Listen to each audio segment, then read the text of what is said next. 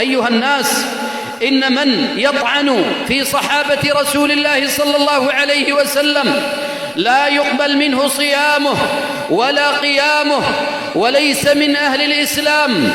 إن من يطعن في صحابة رسول الله صلى الله عليه وسلم هذا يعتبر من الزنادقة الأرذال، ويعتبر من أعداء الإسلام، ولا حول ولا قوة إلا بالله.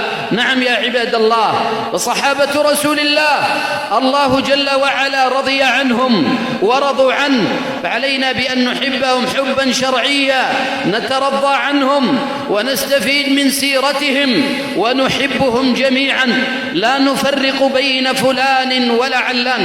إن من طعن في أبي بكر وعمر وطعن في أمنا عائشة هذا يعتبر من الزنادقة وليس من أهل الإسلام، بل يعتبر ممن كفر بالله العظيم. لا يقبل منه صيام ولا قيام ولا صدقة ولا حج ولا جهاد ولا شيء، لأنه طعن في صحابة رسول الله صلى الله عليه وسلم وفي فراش رسول الله صلى الله عليه وعلى آله وسلم، ورد آيات من كتاب الله جل وعلا.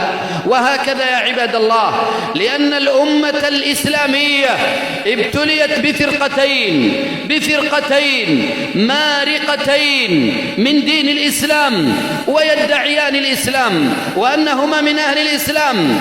فرقة تعصبت لآل بيت النبوة وهم الرافضة الزنادقة الحوثيون الأشرار. نعم يا عباد الله، فطعنوا في فراش رسول الله وطعنوا في صحابة رسول الله، في أبي بكر وعمر وعثمان، وكفروا 120,000 من الصحابة.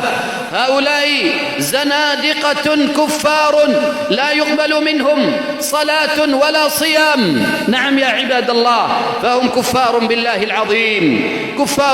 العظيم، ولا يقبرون في مقابر المسلمين لأنهم ليسوا من أهل الإسلام.